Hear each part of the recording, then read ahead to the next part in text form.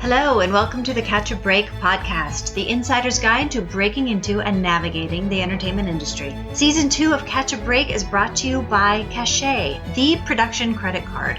Manage your cards and spend in real time and get cash back on every dollar you spend on your show with Cachet. I'm Julie Harris Walker, and today on the podcast we'll be talking about independent films with Ray Mansfield and Sean McKittrick. Sean and Ray are producers and two of the founders of QC Entertainment. QC brought us the films Get Out and Blackkklansman, just to name two very recent and wildly successful films.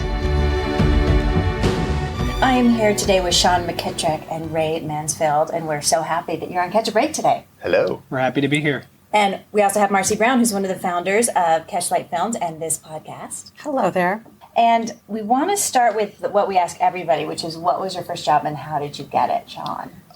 My very first job was for New Line Cinema as an assistant to an executive vice president there in production. And I got it by working for a temp agency that kind of specialized in placing people in entertainment jobs. And so, one week you'd be in a suit copying scripts in the basement of ICM, or one week you'd be, being a secretary to a marketing person, and at all different companies around town. It just depends on what the needs were. And that led me to New Line Cinema, where I did a stint for the head of marketing at the time, as filling in for his assistant who was having a child. And he offered me a job at the company in marketing at that point, and I knew I didn't want to work in marketing, but so he added me to the full-time floater pool at New Line. So I would just go wherever I was needed on a given day within New Line Cinema. And then the desk for Lynn Harris, who was the exec VP there at the time, opened up, and I interviewed and got that position. Wonderful. Now, I know people are always wanting to know, what are the temp agencies that just specialize in entertainment? The one at the time that I used was Apple One. I'm not sure they are still around. I think they are. I think so. But, it was many years ago. Yeah. But that was one that specifically did it for entertainment. That's great. So you knew you didn't want to be in marketing, but you knew you wanted to be in New Line. I knew I wanted to be in development or production. Mm-hmm. I didn't know what I wanted to do in film yet, but I wanted to be on the creative side of it. And that's a great place to figure it out. Yeah, absolutely. Floating around. Okay, Ray, how about you? I went to film school and came out here with the express purpose of wanting to be a producer. And the very first job I ever had was as a PA and I can't even remember how I got introduced to the production, but it was to, at the end of the day, pick up dailies and FedEx them to John Grisham. And I did that every day. It would take me like an hour a day, and I would get $50 or $75 or something. And I would do that every day for about 2 months. And then in that process, I had been sending resumes out everywhere at a time where you would have to go to Kinko's and fax your resume everywhere. Mm-hmm. And I probably sent out hundreds of resumes to every single company in the business, and got a call from 3 Arts Entertainment and went in there and interviewed with human resources and took a job in the mailroom and did that for a few weeks to a month, maybe somewhere in that area, and then got bumped to the floater position like Sean was talking about, where anyone at the company, if their assistant was out sick or their assistant left for another job or quit the business, whatever it was, you would sit in on that desk until they got a permanent replacement. And so then you got your assistant training, and then when a permanent desk opened up, you would be in first position to get that desk. And then I ended up taking a desk there, working there for about 3 years. And that was my first job in Hollywood. That's great. I also want to hear how you guys got into development from those first jobs. Interestingly, Sean and I both, in that process of trying to figure out how am I going to incorporate what I want to do into what am I doing to make a living today, we both worked for a script submission contest company called Pipeline into Motion Pictures, where we would deconstruct scripts for people and show them how to make them better. And then at the end of the year, that company would hold a contest to see whose script won. And if your script won, then they would help you get representation or help you get your movie made. And Sean was doing actual in-person evaluations with people. I was doing like 3-hour note sessions with writers. So I'd read their script and spend 3 hours with them, either in person or a lot of people were out of town, on the phone, and really like dig in and analyze the script, what was working, what wasn't, all the way to the point is it, to help guide it to be kind of like a marketable film, something that could get made. So, and it was just a way to make money for us to survive, but it was also fun because we love analyzing story and digging in and breaking story. So it was good training for that, working with writers who, when you're inside a script and you're writing a script, it's really hard to see it from a bird's eye view. Yeah. So it's helpful to have someone else dig in and kind of give a different perspective. And is that how you met each other? No, we met each other prior to that even. It was probably 2000. Yeah. I had a friend in film school who was cousins with Richard Kelly, and Sean and Richard were doing Donnie Darko. So Sean's actually the first person I met in Hollywood. Like my first meeting I ever had was with Sean. Yeah. The first week I moved here. Wow. Yeah. That was 2000. Very strange. Yeah, I think it was Abbott's Habit. It was. In Venice Beach. And it was it was the classic thing of I didn't know who he was or what he looked like, and I was walking around, and I probably looked like I was 14. And by the way, I was 24. It wasn't like I was like some old mogul going on here. and I'm so nervous. I'm so nervous, and I'm walking around to everyone in Abbott's Habits in Venice, going, "Are you Sean McKittrick?" And people just being like, "Get out of my private space. Like, what are you doing? Like, no, leave me alone." And I didn't know, and I couldn't figure out how to figure out who he was. And all I kept thinking was he's going to leave because I can't figure, and what a moron I am. And getting more and more desperate, just sweating. And I'm just like, how do I figure out who he is? And it's not like you just had IMDb or Google even really at the time. Barely. And so Facebook. And so I'm just walking around like a knucklehead trying to figure out who this guy is. It was just so embarrassing. And a great lesson of thinking ahead. It was like my first Hollywood lesson. Think ahead. Plan these things. So I assume you found him, or did you find him? Yeah, and we became quick friends. We all hung out in the same circle. And you and our friend Dee ended up doing all the behind the scenes for Donnie Darko. Yeah, and when they did the second, I remember the time when everyone had to have double or triple discs. Mm-hmm. Yeah. Director approved, 3 discs full of things. Yeah. We would fill up the second disc of short films, animations, documentaries, audio commentaries. Back when DVDs were, That's a thing. Yeah, Great idea. That's what me and a guy I went to film school with were doing at the time. After 3 Arts, and while doing things like working for the script development company, we were producing. I had started a little production company to produce all that kind of stuff. And that's where I really learned how to run a little company, negotiate deals. I couldn't afford a lawyer, so I had to figure out how to do my own contracts. Mm-hmm. And then we would shoot camera, edit, literally everything, deliver it. And that was really, really educational for being an indie producer, because you don't really learn that stuff. You often learn lighting and editing and things like that in film school. And even if you get a primer on things like here's how you set up a single purpose vehicle, you don't really know until you're put in the situation, and there's actual consequences if you do it wrong. So you gotta learn by doing. Yeah, exactly. I mean, it's the same with producing. It's 100%. Like we didn't know, we were 24 years old when we made Donnie Darko. And it's like, we learned everything. I mean, it was film school for us making that film.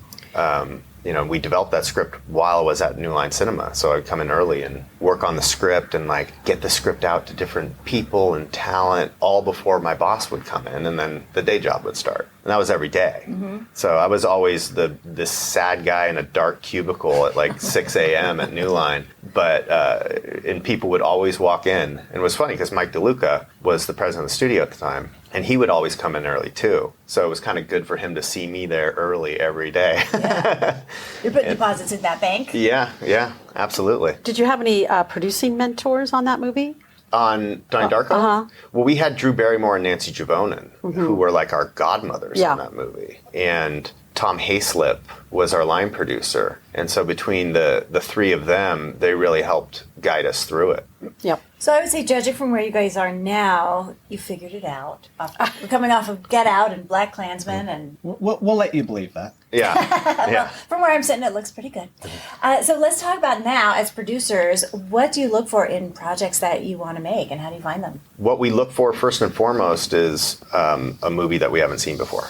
We're really only interested in making films that have not been seen or can't be described as, oh, it's just like that. But, and how do we find them? I mean, a lot of our business is referral based in a way, where other filmmakers and other actors and actresses talk to each other, have worked with us and talked to their friends, and it seems like a good fit. And then it's also the traditional route through the agencies. So you're never pitching, it's this meets this? Yeah, I mean, on occasion, if you need, when you meet with certain people who want to hear that kind of, language or description of a project, then you use it. But we're not calling the town saying, hey, we're looking for Get Out meets Blackkklansman, God. I would think those things are coming to you, aren't Well, they? we literally on a weekly basis, we get, this is the next Get Out, Right. or this is the Asian Get Out, or this is the Right. Hispanic Get Out, Right. or this is this Get Out. And I think people are missing the point. Right. It's like you don't search for the next one, like Right. the copy of a movie that worked. You search for something new. Right, you're not looking for the next unicorn. Anything. That's the same as your last unicorn. No, we're looking for something that's so original and bold and has meaning that it'll drive people to go to a movie theater and see it with other people. That's what really drives our decisions. Because that's the challenge now, is getting people in theaters, right? Yeah, and we use Originality as our tool, where a lot of the bigger projects that are coming out are using visual effects and spectacle as their tool. Or remakes.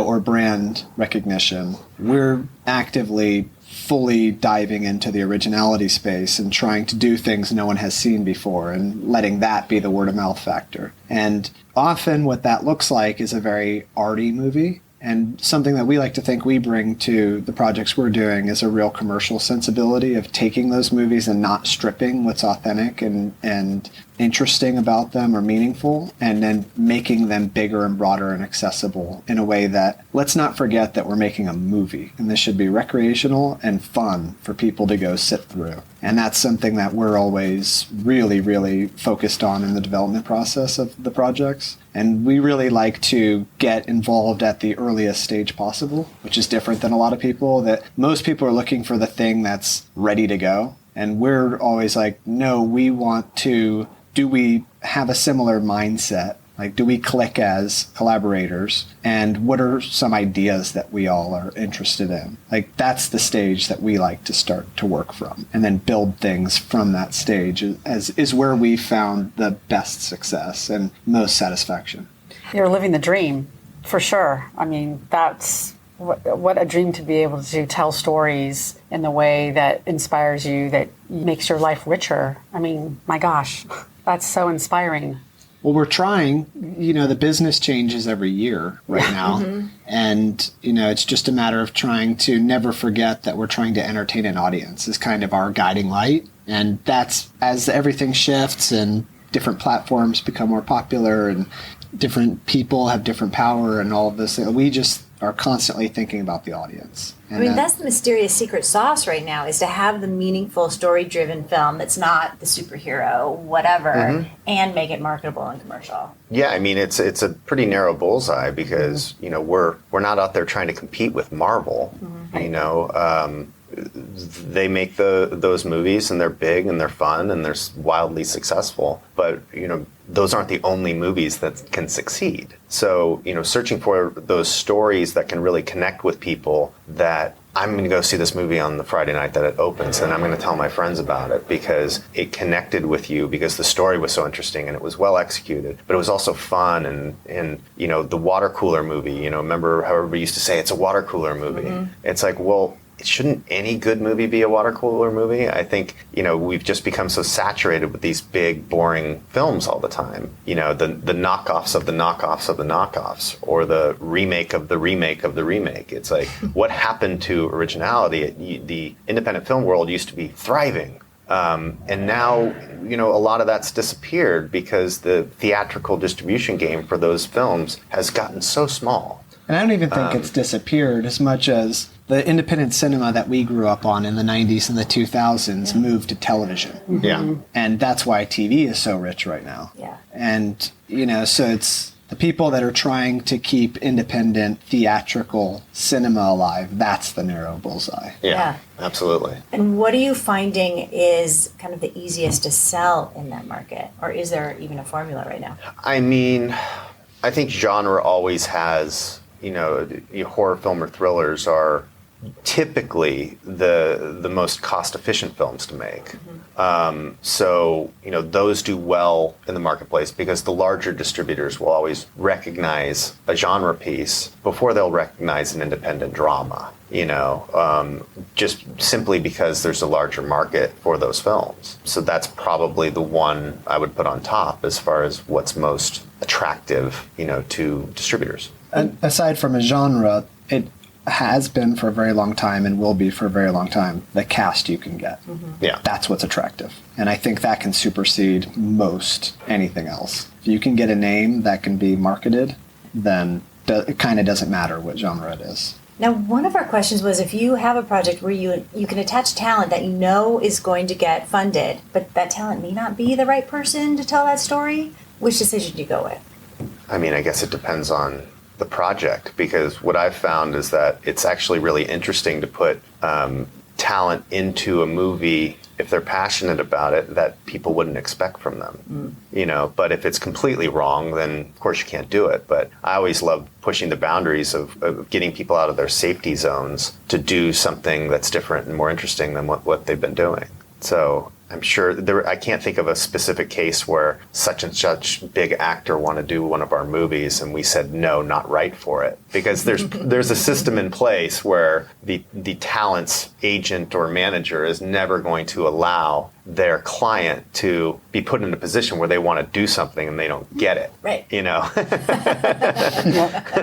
Sorry, Tom Cruise, we're just not interested. Yeah. I would love to have that opportunity, but I don't think I would ever say no to Tom Cruise. No, we would find a new way to redevelop the project to fit Tom Cruise. That's better. what we would do. Maybe we change a scene. Yeah.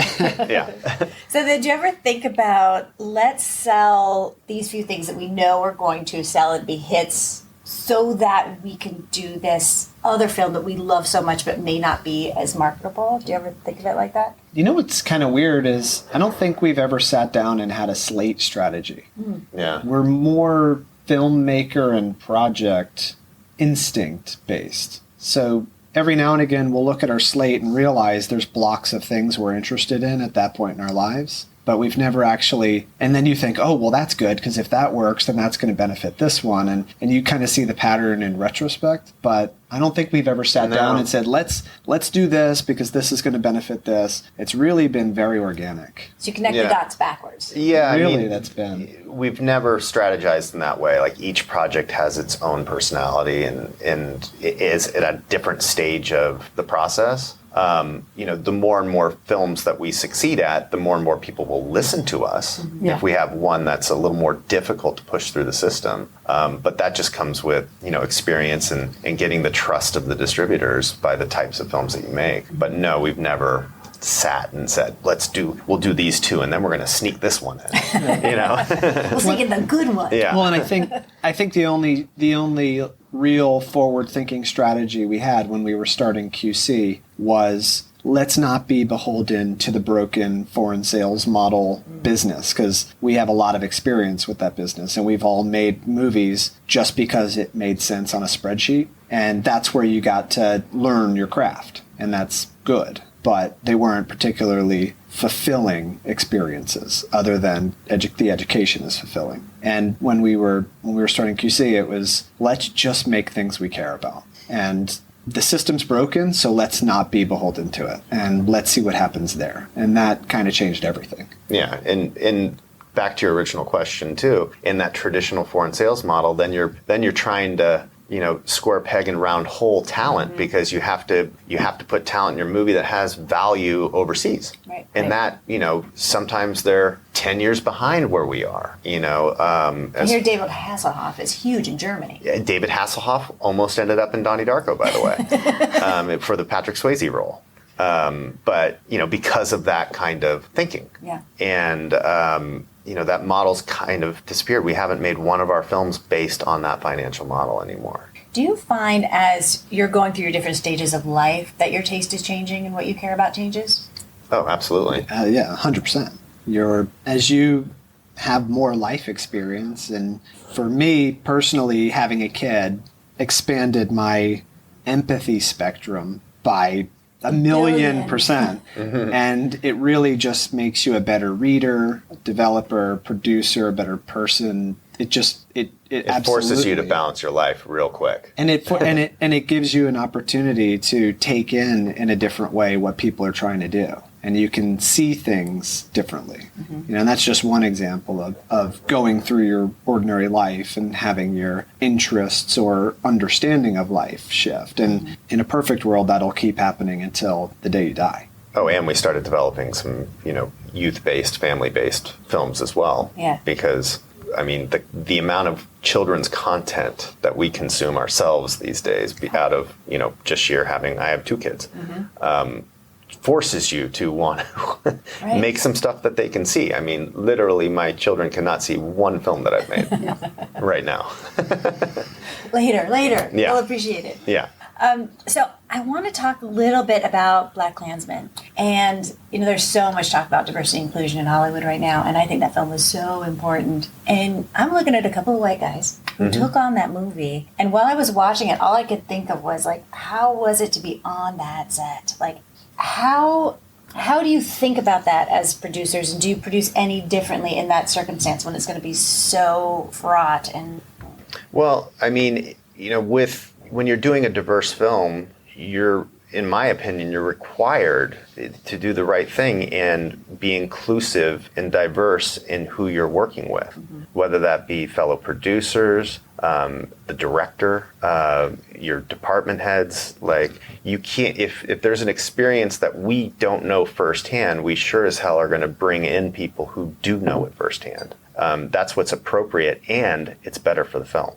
Yeah, our approach to producing, the bottom line is always what's the best thing for the movie, even if that means not best for us personally. And so when you go into a project like that, or any project, it's also so often driven by the personality and temperament of the filmmaker and their experience and how they like to work. And, so each one of these projects has its own life, but we let our filmmakers really guide how they like to work, and we try our best to adapt to that. But I wouldn't say we really do anything different. A movie's a movie at the end of the day, other than what Sean's talking about. And we would make the same adjustment for any type of movie. What's best for the movie? Yeah, you're constantly battling to keep your own personal ego out of it. Yeah, I bet. That's we've gotten pretty good at it.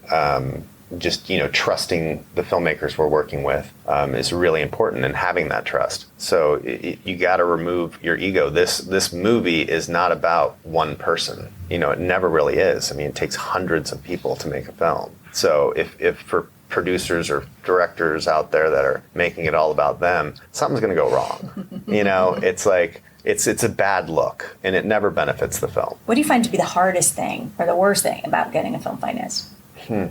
Well, we finance ourselves. Yeah, so that makes it easier. Yeah, so you just write a check.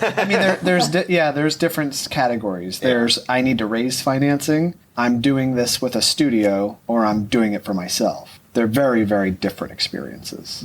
And I'm out there trying to raise financing, which is probably 90% of independent film. Is the hardest part is the toll it takes to get anyone to care about anything. Putting their talent in your movie, getting somebody to write a check, trying to get anyone even to listen to you. Everyone's so scattered, you have to do 10 times the work to even see one thing ever come to fruition. And you're working so tirelessly, and it's so hard to get anyone to stop and pay attention to what you're doing, unless you have some incredibly compelling reason for them to do it. And so to get from I have this great idea to I have this great script to I have talent on my script to I have an actual realistic production plan and budget to let's all put money in the account, to closing a bond, to actually producing the movie, staying on budget and schedule, to then get into a film festival or some other reason for someone to care, to then get a distributor to pay attention, to pay you any amount of money to distribute it, to actually do a good job distributing it, and then actually pay you what you are owed.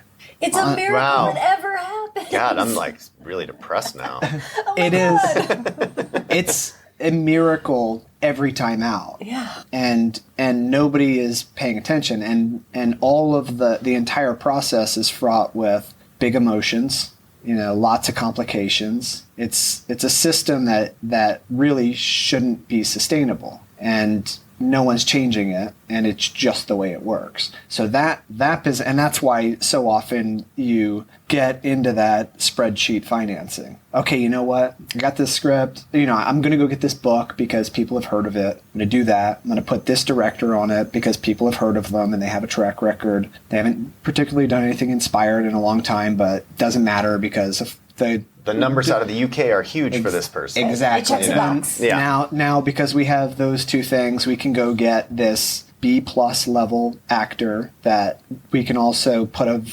value to, and then we can back into what a budget should be, and then you can actually get a lender, qualified lender, to lend against pre-sales or gap or whatever it is, and a bond company to close that deal. And so that's where a lot of the business ends up going, which is not very inspiring. And it's just very much like transactional. Mm-hmm. And then you go down that path for so long and you kind of forget why you got in this business in the first place. And then actually making a good film out of that system becomes even more and more difficult. Right. And Almost then impossible. And then everyone's disappointed. The talent's disappointed. The distributors are disappointed. And then they're like, see, this is what happens. And then no one's happy. And it sounds terrible. Yeah. But that's what the system is doing. Mm-hmm. And the advent of Netflix and Amazon and all of these now streaming services is interesting because it's a different thing where it's like, here, we're going to give you money. It's not a ton of money, but it's enough to do it. And we're actually we don't have the framework to actually oversee anything. So we're going to kind of give you your freedom to do it. But then it's only going to play on our streaming service. And it's a whole brand new thing that I think was hard for people to conceive at first, but now they're looking at it going, well, at least we're getting to make movies, and at least we're having a little bit more freedom than we were having. So then the money is just what you're getting paid to make the film. Yes. There's no real back end. On that service. Yeah. But, you look at the independent model, and, the concept of back end is really honestly a bit of a myth, because when distributors are saying that Harry Potter is not in profit, what chance do you have as the guys making these little movies? Right. Because once you tack on all of the legal language into the accounting statements of what everybody gets to rip off the top and do this, that, and the other thing, and compounding interest on this and return reserves, and suddenly you're like, I remember you paid us $500,000 as a licensing fee, but how are we $8 million in the hole on your accounting sheet? And yet somehow you've made $5 million. And most filmmakers don't have, 6 figures to audit these companies. Right. Because it takes years to audit these companies. Right, and your fee for that film wasn't even 6 figures. No. So and often the system just keeps going. Right. And the Producers Guild, despite their efforts, have not been able to actually run as a union, which they did, I believe, in the 70s for a couple of years, and then they were sued and forced to not act that way. So they can't create, despite their efforts, a minimum. So the final thing that always goes in every single movie, if you're using a bond company, is the producer fee. It's the only fee not protected in the entire business. So when you started the process, maybe if you're pretty good, you've got a 6-figure fee. That usually gets cut in half somewhere early in pre-production. And then midway through pre-production, it gets cut in half again. And at the end of pre-production, to actually close your bond the week before production, it gets cut in half again or deferred entirely. And then it gets deferred to a corridor after the equity in the back end, which... So 99% of the films that you'll produce as an independent producer, you will make nothing. Then how do you even survive it? you have to do things like what we were doing, where you're making, $200 here and there, or you're doing the behind the scenes type stuff, or or you go and you work for a company and you're doing all of this in your spare time. You have another job. Yeah. Yeah, I remember in my 20s, there was a place in Venice called Tortilla Grill, and they had these giant burritos, and I would buy one and basically eat it for 3 days because it's just so broke. And this was after Donnie Darko. It's the system doesn't work for independent producers at all. You can talk to any one of them. You can talk to Christine Vachon, who's one of the most prolific independent producers of all time, and the financial struggles of each of those films. When you make a film for $3, $4, $5 million, what is the fee a producer can take? It's below. It's not even close to minimum wage for the amount of hours that you put in. You're working for 5 cents an hour. Mm-hmm. Yeah. It's just not possible to sustain. So you have to find other ways to pay the bills. Okay, so we should just end this podcast because there's no hope for anybody.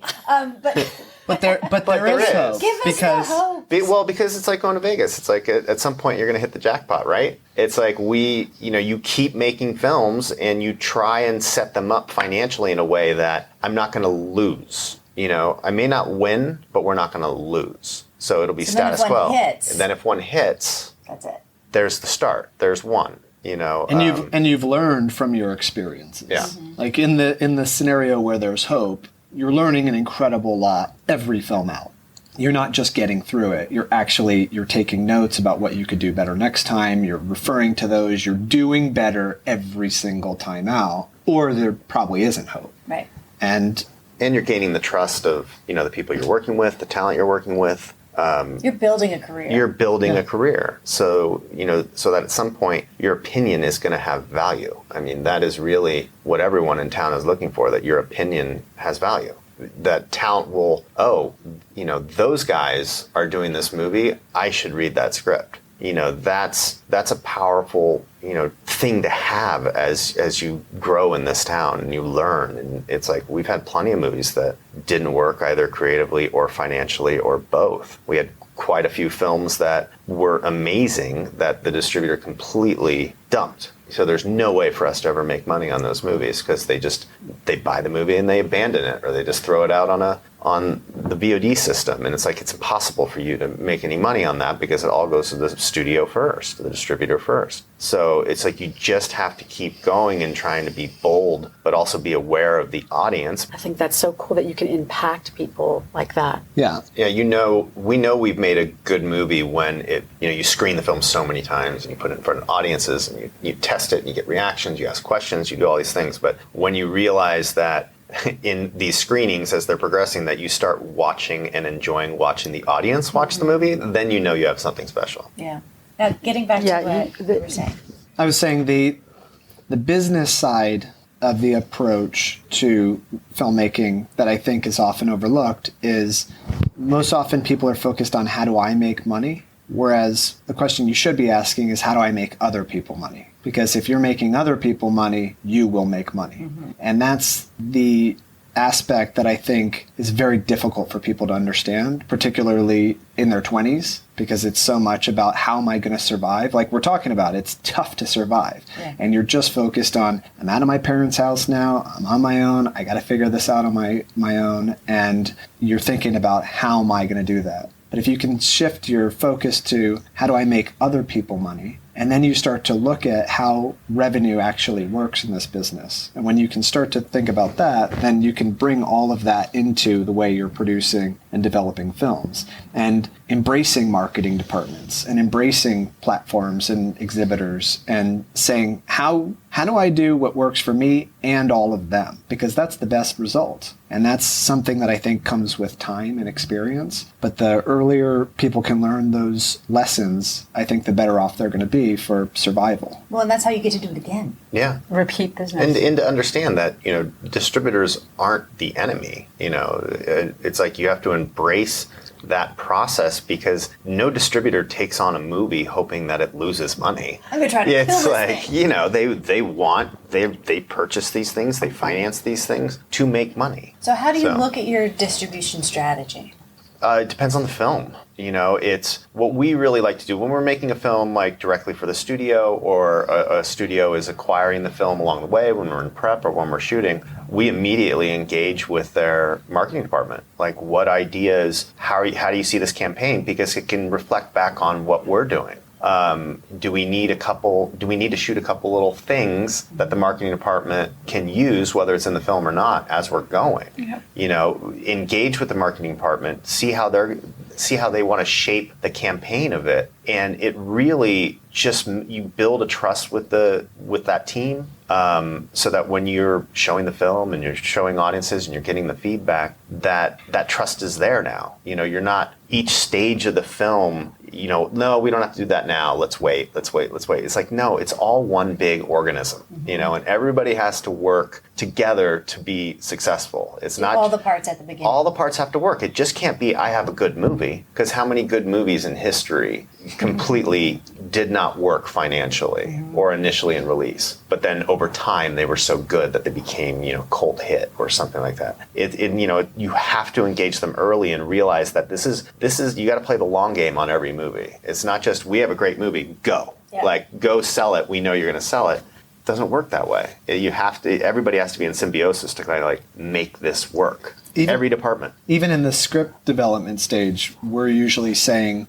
what does a trailer for this look like? And let's make sure we have lines of dialogue that can tell the story through the trailer. And, we're really that candid with the filmmakers and saying, we have to have these beats. Mm-hmm. And, and I think that approach is eye-opening to most people. They're like, well, doesn't somebody do that when we turn the movie in? And it's like, they can. The trailer wizard will come in. But if we're getting ahead of it, we're giving them richer opportunity to do. You're actually having more control. We're giving them what we think it should be at that point, and we're not commenting on what they're doing. They're commenting on what we're doing. And eventually, by doing that, they want your opinion on their materials. They want you to look at it and give your comments. Then you can help drive it. Absolutely. And I love what you're saying right now, because you are exactly echoing. We did an episode with some marketers and social media marketing people. Mm-hmm. Said the exact same thing. Yeah. It's great. Can you circle back a little bit to the revenue model and how that works? You're saying you have to learn how that works. Can you tell us a little bit about how that works? Oh, the waterfall. The waterfall. And explain what that means. They're slightly different. Whether you're doing it with a studio or you're doing it independent of a studio, you're doing it with a bank, a senior lender, or you're doing it with just equity.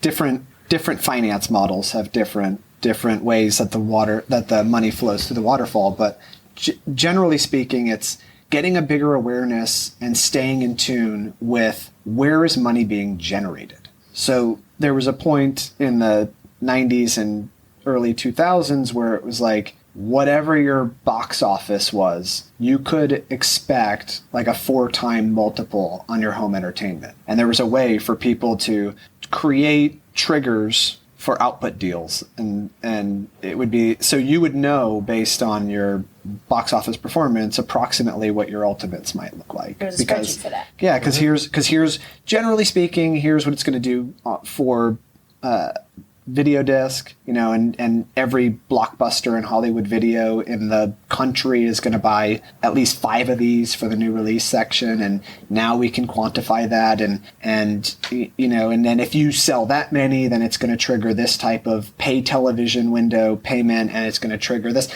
and you could really kind of project what your revenue looks like, and then understand, well, what do we need to be doing to make sure that it succeeds at the box office? What do the pay TV window people want?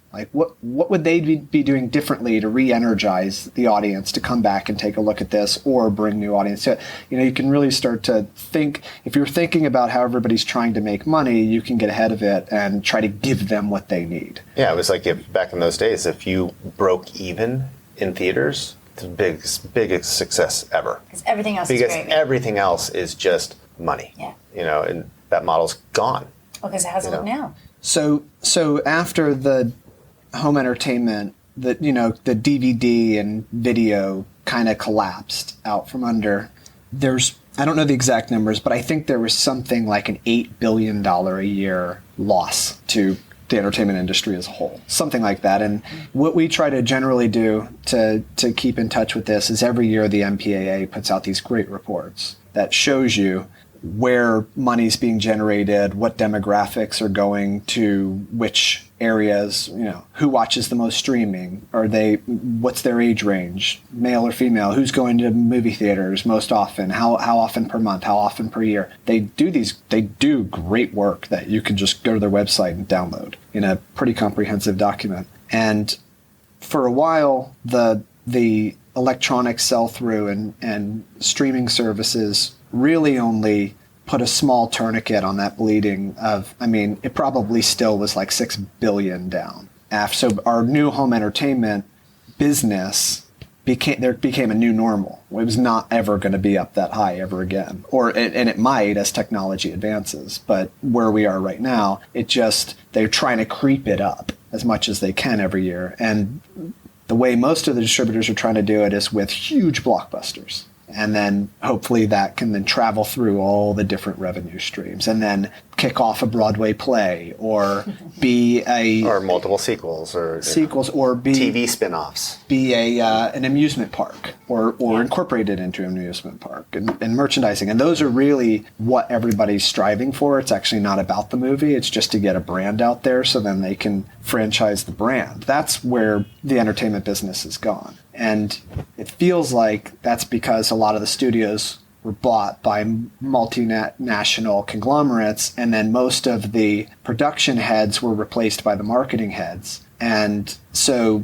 our business has kind of gone the way of consumer product, not leaning more towards the commercial aspects and less towards the artistic aspects. Well, and now these studio heads, they have shareholders to respond to. It's about bottom line. So, you lose some, you're certainly going to inevitably lose some originality in filmmaking when that's a reality. You're going to lose some art. You're going to lose some art, or you're going to lose originality, because it's very scary for anyone to spend hundreds of millions of dollars on a film when audiences aren't already aware of it or are aware of that brand or that franchise or whatever. It would scare me too. Yeah, you look at, trying to launch a new music festival. Well, why is someone going to come to you? How are you going to get so much awareness and trust from the music-going audience? Why wouldn't they just go to Coachella or Bonnaroo or something that they're aware of and have had experiences with, or friends have had experiences with, when you're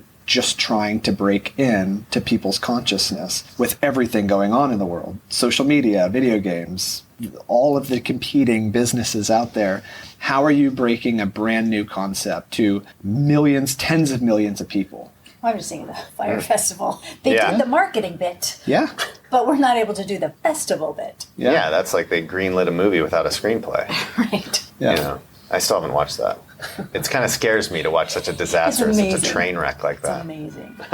But you have to look at it in those terms. Yeah. How is the thing that we genuinely approach our films like this? How is the thing that we're creating and asking people to stop and pay attention to? How are we getting their attention? It's a really, really hard thing to do with how fast-paced our life has become. Everyone's lives have become, and so we're always trying to find that where did that come from factor, where people go like, no, you have not seen this before. I'm telling you, you have to go see this because you don't know what to expect. And so that's why we're always striving for that. Yeah, the film where, like Get Out or Blackkklansman, where it catches a wave in society, where if you haven't seen it, you are missing out on that conversation. Mm-hmm. You're missing out on what everybody's talking about, what's all over social media. It's what are those stories in those films that are going to engage an audience like that.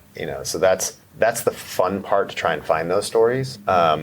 But more often than not, the town itself is just looking to replicate those films, right, because that's the safer play. And I'm also thinking with those two films in particular, it wasn't just capturing the audience and the culture, but it also, I think, changed it, like pushed the culture forward in a way. Like, were you thinking about that at all? Absolutely. Early on in the Get Out process, it was really just about, we just kept talking about catching the wave, catch the wave. Mm-hmm. This is going to catch the wave. We knew it was going to be provocative. We knew from day one. But again, never seen that movie before. No, it became You know, the wave. It wasn't catching the wave. Yeah. Well, yeah, and it became the wave after the fact, but it caught a wave because it engaged the audience, because it was original. They'd never seen that perspective before. They'd never seen that film or story before, with what Jordan did with that film. And that's why it worked, because audiences had never seen it. It brought up themes, it opened people's eyes to different forms of racism, even eyes of people who didn't realize they might have that inside of them. And that's what really drove it to success, because people could not miss out on that film, because they had to talk about it. And if you hadn't seen that film and you're not part of that conversation, it became uncool, because you need to see that film. The pressure to see the film. It became part of culture. Well, the best thing, whether it's journalism, literature, movies, theater, the best thing, in my opinion, that these art forms can do is help people understand something they feel but have never been able to articulate. Mm-hmm. That's such an amazing thing when that happens, whether it's in a song where somehow somebody's managed to put just the right music to just the right lyrics, and it's like, I have felt like this for 10 years and I've never known what that thing was, and you've just articulated it for me, and you get this like bump in your life knowledge. Mm-hmm. And I think cinema has that capability, and that's a really special, it doesn't come around often, but when I do think independent cinema particularly strives for that more than most art forms. And that's very inspiring and helps you get through all the screenplays and that get submitted. And you're trying to find those people that are able to do that. Because isn't that why you're doing it? Sure. Yeah. You're trying to connect with people. Okay, so for young filmmakers just starting out, what is a piece of advice? What is the thing you wish you knew when you were starting that you know now? I mean, I wish we had the technology. Yeah, I was going to say it's different. I couldn't go back and tell myself this at the time because it wasn't possible, really. But it's the thing that we tell everyone is just get started. Go make a film with your friends. Just do it. You can do it now. I want to write. Well, write. What are you waiting for? Yeah. What are you doing? And it's like, well, I have to have a job, and then that's great. And then I say, have a job. Yeah, and then I say, write in your spare time. While I was at 3 Arts Entertainment, I wrote 5 screenplays after work and on the weekends, and then I did this and I did that, and I just had a insatiable appetite to learn everything.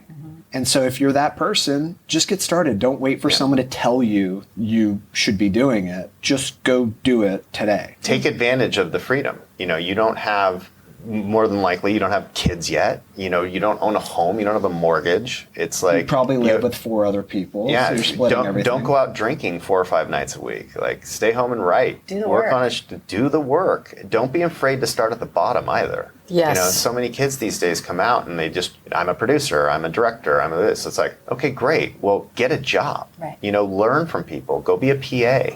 Be an intern. Do anything. I mean, it's you can't just arrive and make it. It's like, it does happen, but it's 1 in a million. And it's like, you have to put the work in, and don't be afraid, because you're going to learn. Plus, you're going to learn where you actually want to be. Exactly. That's the best part about being an You need intern. experience. Yeah. You can just float into all those different departments, whether it's the art department or costumes or development or physical production. That's the best time to learn. Or marketing or distribution or marketing, whatever. yeah. Or There's a billion jobs. Yes. There's a billion jobs. I mean, when I started in the industry, I had to, I hid the fact from my father for a year, and my parents were married till the day he passed. But I had to hide it from him. But then when I finally told him that I was not going to medical school, I was going to say, were you supposed to be a doctor? Yeah, I was supposed to be a doctor, and I had to explain to him, no, this is an industry. There's 401ks, there's health insurance, It's a real thing. there's salaries. Like, this is a multi-billion-dollar industry where people have jobs. It's like, it's not just not starving artist. And trust me, I was for a long time. Mm-hmm. But it's go get a job. How do you learn anything in life if you don't allow yourself to experience it? I think that brings us to our Martini Shot, which you guys know what that is. But it's our last, most important nugget you want to share with the audience. My thing that I was... Vote. Please vote. Cheers. And scene. Yeah. The thing I try to instill in people is to believe in yourself, because everyone is going to tell you you're not good enough. They're going to try to take credit for your work. They're going to, it's something, what we were just talking about, waiting for someone to tell you, yes, you're good enough to go try that. Waiting for permission. Yeah, waiting for permission. It's, look, if I believe in myself and I know I'm going to do the work that it takes to do this right, even if I don't know how to do it today, but I know in my heart that I will get this done correctly, somehow, some way, then you got it. That's kind of all it takes. Not very many people come out here having gone to film school, and even if you did, it's not like it really puts you that far ahead. Right. You're not done with your education. Business school or marketing school or psychology or law or any of these things would be equally as valuable. And so it's just a matter of determination and self-confidence, but not arrogance. A tricky It's combination. a tricky thing to keep your ego out of it. And it's like, don't be afraid to fail. You know what I mean? It's like if you're writing, it's like if you're an aspiring screenwriter, don't be afraid to write a crappy script. Every great screenwriter has written many crappy scripts. A crappy script and let people see it. And let people read it and took the criticism. Yeah. You know, You have to have a shitty first draft. you have to. It's like, just don't be afraid to make a bad short film. You know, don't be afraid to take a crappy job just to get your foot in the door. You know, you have to sacrifice in order to get forward. I mean, every single person I know who's succeeded in this industry has sacrificed and suffered at some point to make their way up that ladder. You know, it's not there. Nepotism exists in this industry. Sure, it exists in every industry, but it's not prevalent. It isn't the only way to get into this. You know, do the work and don't be afraid to take a PA job, even though you know you want the cushy development job. You know, don't be afraid to take the development job if you want to be a director. You know, you need to go out and put yourself out there to learn the system. How do you work? How are you going to succeed in a system that you don't understand at all? And just meeting the people. And meeting the people. You meet contacts, you meet lifelong friends. It's like so many of the people that we came up with now are in real positions of power around town. Mm-hmm. And that's your community. You know, go out and make those friends. It's, you know, or, I don't know anybody in town. It's like, well, then go intern somewhere. You know, wait tables at night, intern during the day. You know, you have to sacrifice, and it's not going to be handed to you. You have to earn it. So, and don't be afraid of it. That's the time. It's fun. You know, I'll never forget those, my 20s, you know, working at New Line and making those, making Donnie Darko and making those films. And I will never forget the 3 years in between films where didn't make a dime and was starving and, like, you know, running up credit card bills, you know, just to survive. So put yourself out there and really just don't be afraid to do the work. Don't be afraid to sacrifice and suffer a little bit too. It's like, it's not that bad. Yeah, because you're suffering while, you know, making movies. Yeah, because it's just as hard making films, even after people look at you and say, you've really made it. It's like, no, it's still hard. We still work 20-hour days. We still work 6-day weeks. You know, it's just, you have to love it, you know, because it's not an easy path at all. But it can be very fulfilling. And I always say, I've never had a boring day. Isn't that the truth? Mm-hmm. I want a boring day. Yeah. But since I started what this, you wish for. almost 20 years in, I've never had a boring day. So that's the value. What would you say about mentors? Do you think that having a mentor is key? Yeah, that's a really important topic to me, and I came out here very, very ambitious and very much wanted to find a mentor, and really never found that mentor in the version that I thought of it as, in that like movie version of the mentor-mentee relationship. And I never got that experience, and I seek it to this day. That like wise older person I can go to and ask those questions, and With they have all the cigar answers. and the leather desk and the office, that guy? And the martini. And I never found it. I would embrace it to this day. But because I never did, I have made a very concerted effort to be a mentor from my very first job at 3 Arts. And I would take on interns from then until now, about 2 a semester for going on almost 20 years. So somewhere in the vicinity of, 6+ interns a year that many of them are still in my life or still come back around. And I've watched a lot of people's careers progress and helped a lot of them get their first job. And then I make them help the next people. And then I make them help. And it's created this entire system. And then I create a tracking board for them all to communicate on and get together over the years. And so they get plugged into a community when they move out here and they go, I don't know anyone. Well, now you know 100 people. And they all owe you because someone did something for them. And so I've tried to create the environment that I never found, that I desperately wanted. And that's been very important to me. Ray, you made a bit of a transition from documentary projects to narrative projects. How are you finding the difference between the two? And how is the distribution different? In film school, I was very focused on documentaries. I was very inspired by IMAX movies growing up, going to the Science Museum and watching IMAX films. And I came to Hollywood thinking that I was going to essentially create what became Planet Earth.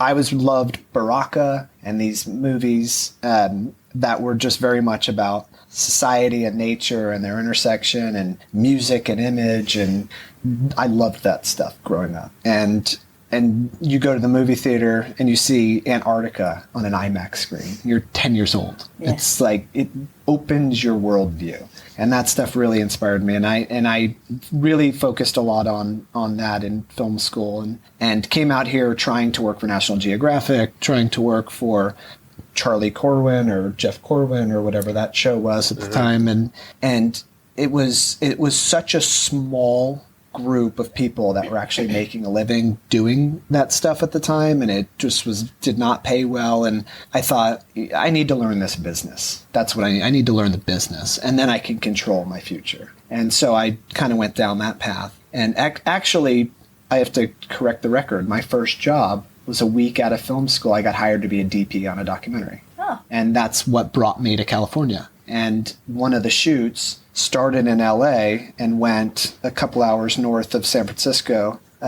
where we were interviewing musicians. Like, we interviewed members of the Grateful Dead and all these people about the potential for music as a healing agent in different cultures. It was a really great idea. And I got to see California. And in Austin, I went to film school in Austin, and there was definitely a sense at that time of going to LA is selling out. Like, you go to New York or you do something like that, where the real artists are. But you don't go to LA because that's selling out. And I came out here for that shoot, and I just had this epiphany of, oh my God, everybody's been lying. California is amazing. What an amazing state. It was gorgeous. I really got to see a lot of it and meet a lot of people. And I went back and I quit the documentary and packed up what I could fit in my car and moved to Los Angeles. I knew one person. And I stayed with him in a converted dining room where they hung up a sheet, and I threw a little bed on the floor, and he was my college roommate. And he had moved out here to do sound, and he is actively working with us on our newest movie right now. Yeah, he's an award-winning sound designer. Multi-Emmy winning sound designer, and so that was my first job, actually. And so then cut to now, and all of the planet Earths and blue planets and life and our planet are like blowing up everywhere, and I'm so envious and jealous, but I love the fact that all of that is available to people and that it's striking a chord, and it's mainly what I watch with my kid, and we just greenlit a documentary. So we're actually putting our old Ray's passions, master plan has come to fruition. We're putting our old passions. I was very motivated by documentaries and animation, and we literally have a documentary and an animation now on our slate. Yep. That was a 20-year journey. He's neglecting all his other projects, though, to get to where we actually have, like, it was the long view of learn the business, put the time in, and then somehow, some way, you'll find your way back to the things that motivated you and inspired you to get here in the first place. Oh my God, you're an overnight success. That's how it works. A 20-year-long night. Right. Yeah. That's right. Lots of coffee. Yeah. Okay, Sean, one last question for you. Yeah. How do the level of attachments and talent affect financing a project? For example, were there different obstacles to funding Donnie Darko with new stars versus Southland Tales, which had more of a veteran cast? Well, back then and still pretty much today, cast is king as far as, your ability to get a film financed. With Donnie Darko in particular, we knew we needed about $4 million to make the movie, after budgeting and everything. And we weren't really getting any offers at that level. All the offers were coming in at $2.5 million, and we weren't jumping on them because we didn't think we could actually make a good film for that particular project. And it really wasn't until the moment we met with Drew Barrymore and Nancy Gibbon, and Drew agreed to play a role in the film, all of a sudden we had multiple offers for $4.5 million to make the film. So it was singularly because she became involved in it. She was at, really peak of her career during the Charlie's Angels. We met her on the set of Charlie's Angels when they were shooting that. And her physical involvement in the film greenlit that film. Right, done. And I'll never forget. It's like, okay, we're done. We've got it. We have 1 week between her two movies to shoot her entire role out. And that's the first week of our film, and we're shooting that in like 10 weeks. Go. No problem. So it was the one essential thing that helped us get that film made.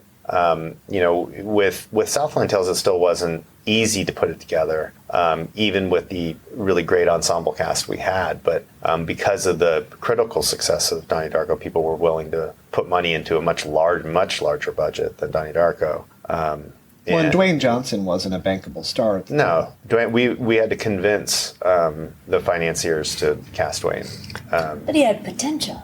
Well, of course he had potential. I mean, I think he's done pretty well in this town. Done all right, It's like he's everywhere now. It's unbelievable. He's on the poster behind your head. I mean, we saw it when we were shooting Southland Tales. The guy is like so underrated for the level of talent. Like everybody gives him credit for his charisma or anything like that. Like his physical talent as an actor is incredible, and really, like, I don't even think he can do whatever he wants right now, but literally I think he can physically do anything as an actor. And he can sing.